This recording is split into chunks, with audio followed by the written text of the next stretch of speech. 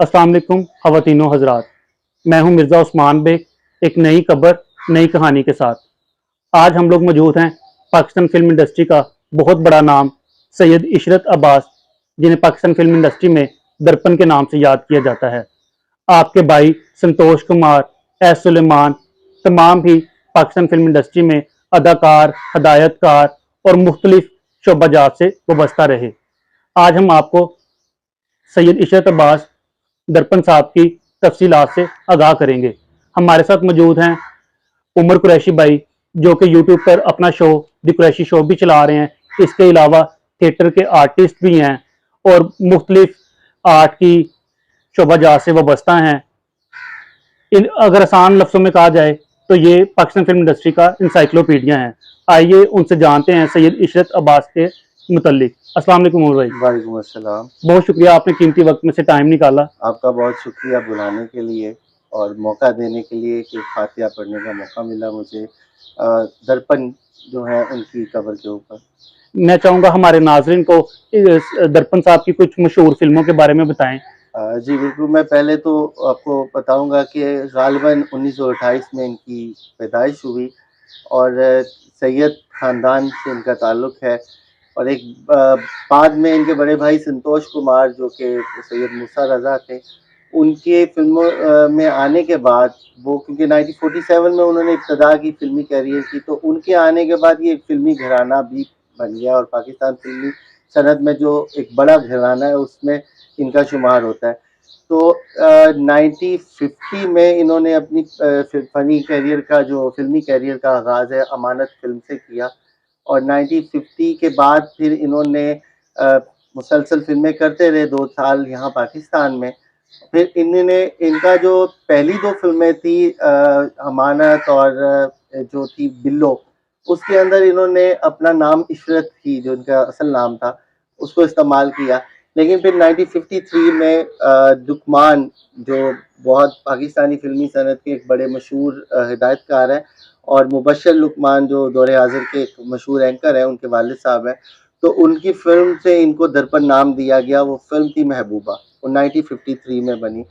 उसके बाद फिर दर्पण ने अपनी किस्मत आज़माई, करना चाही कि मैं यहाँ पे, तो उनके भाई तो कर ही रहे थे, एक मशहूर पाकिस्तान के बड़े हीरो थे, तो इन्होंने इंडिया जाने का, इंडिया की जो बॉलीवुड की में इन्होंने अपना आगाज़ किया। वहाँ पे इन्होंने 2-3 फ़िल्में की, जिनमें बाराती और अदले जहांगीर मशहूर फ़िल्में हैं। फिर इनका कमबैक हुआ। कमबैक के बाद इन्होंने पाकिस्तानी फ़िल्मी सनत में तकरीबन 70 के करीब फ़िल्में की हैं, जिनमें कुछ फ़िल्में इन्होंने हीरो भी की हैं, लेकिन उन्होंने प्रोड्यूस भी खुद की हैं। फिर इनकी मशहूर फ़िल्मों में, जैसे आपने सवाल किया, तो इनकी मशहूर फ़िल्मों में सहेली, जिसमें इनका नैयर सुल्ताना और शमीम आरा के साथ पेयर था। 2 हीरोइन और 1 हीरो का वो पेयर था, और आज तक उसका एक बड़ा मशहूर गाना है कि हम भूल गए हर बात मगर तेरा प्यार नहीं भूले। वो बहुत फेमस है, जिसे इंडिया में बाद में उस फ़िल्म की स्टोरी को भी और उस फ़िल्म के गाने को भी रेखा की एक फ़िल्म में कॉपी किया गया। सौतन की बेटी फ़िल्म थी, वो 80 की दहाई में बनी थी। फिर वहाँ से इन्होंने करियर स्टार्ट किया। नैयर सुल्ताना बाद में इनकी लाइफ पार्टनर भी बनी, जिनका जो था कि उनकी कब्र भी इनके साथ ही मदफून है वो। और फिर ये था कि एक सिलसिला इनके सफ़र का स्टार्ट हो गया। सहेली, गुलफाम, नूरे इस्लाम, नायला, जो पाकिस्तान की पहली रंगीन फ़िल्म थी, और उसमें इनका शमीम आरा के साथ भी इन्होंने बहुत सारी फ़िल्में की हैं। तो शमीम आरा और इनकी वो पहली फ़िल्म थी, और वो उससे एज़ाज़ हासिल है नायला को कि पाकिस्तानी फ़िल्मी सनत की पहली रंगीन फ़िल्म के तौर पर वो सामने आई। इन्होंने और बहुत सारी फ़िल्में भी फ़ेमस हैं, लेकिन हाँ, एक और इनके हवाले से मैं आपको जो इनकी मशहूर बात है कि नूरे इस्लाम जो फ़िल्म थी, वो इस्लाम के मौज़ू पे बनी, और उसकी एक बड़ी शौराए आफ़ाक नात है, जो आज तक जो है वो हमारे नात ख्वाह और हर किसी को बड़ी मशहूर और बड़ी पसंदीदा नात है। शाह मदीना यसरब के वाली, सारे नबी तेरे दर के सवाली। वो भी इन पर पिक्चराइज हुई, जिसे सलीम रज़ा ने जिसको पढ़ा नात को, और सलीम रज़ा की आवाज़ इतनी ज्यादा इन पर फेमस हुई कि बहुत सारे और भी मशहूर गीत हैं, जैसे अगर दो दिल जो मिल जाते, बिगड़ता क्या जमाने का, वो भी सलीम रजा की आवाज में इन्हीं पे पिक्चराइज हुआ।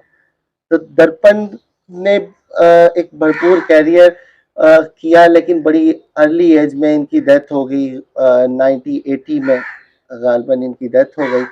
और बड़ी जल्दी इनका फिल्मी कैरियर, शायद अभी ये भी और काम करते होंगे, इनका पूरा खानदान है, सुलेमान इनके भाई, संतोष साहब, इनकी भाभी सबिया, इनकी मिसेस नैया सुल्ताना, इनकी भाभी पन्ना बेगम, ये सब लोग, और फिर एक इनके भाई मंसूर भी फिल्मी हीरो रहे हैं। तो ये सारे फिल्म इंडस्ट्री से मुंसलिक रहे, एक फिल्मी घराना था और फिल्म इंडस्ट्री को इन्होंने बहुत कुछ दिया। बिल्कुल ऐसे सैयद ब्रदर्स की खूबसूरती के कई किस्से मशहूर हैं। जैसे मुझे अभी याद आ रहा है, संतोष कुमार के लिए मुनीर नियाजी साहब ने कहा था कि पाकिस्तान में सिर्फ 3 लोग खूबसूरत हैं, एक मशहूर क्रिकेटर फजल महमूद और एक संतोष कुमार, और तीसरे वो कहते थे मैं खुद, यानी कि मुनीर नियाजी साहब।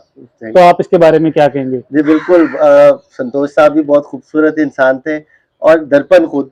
अच्छा, दोनों भाइयों ने जो पाकिस्तानी फिल्मी सनत में उनको दोनों को रोमानवी हीरो का खिताब मिला, कि पहले रोमानवी हीरो। संतोष साहब जाहिर है उनका फिल्मी कैरियर कुछ 3-4 साल पहले सीनियर थे फिल्मी कैरियर में, तो लेकिन वो सीरियस रोमानवी हीरो थे। लेकिन एक जो चुलबुला हीरो होता है ना, जी जी। वो दर्पण साहब का जो इमेज था फिल्मी सनत में, वो एक चुलबुले रोमानवी रोमांटिक हीरो का था, बड़ी खुश शक्ल, टॉल। और पर जैसे कि एक इनका वाकया है कि जब ये इंडिया गए हैं तो वहाँ पे भी मीना कुमारी जैसी हीरोइन के साथ भी इन्होंने काम किया है, फिर निगार सुल्ताना के साथ इन्होंने काम किया, तो बड़ी खूबसूरत हीरोइंस के साथ काम किया। और लेकिन वो खुद खूबसूरत तो थी, पर वो इनके हुस्न की दीवानी भी थी। बिल्कुल। सैयद इशरत अब्बास 8 नवंबर 1980 को लाहौर में इंतकाल कर गए। आपकी आखिरी आरामगाह अपनी फैमिली अहाते में मौजूद है, जो कि मुस्लिम टाउन में वाक़या है। उम्मीद करते हैं नाज़रीन आज का प्रोग्राम आपको पसंद आया होगा। इन तमाम मरहूमीन के लिए दुआए मग़फ़िरत में इनको याद रखिए, अपना बहुत ज़्यादा ख्याल रखिए। अल्लाह निगहबान।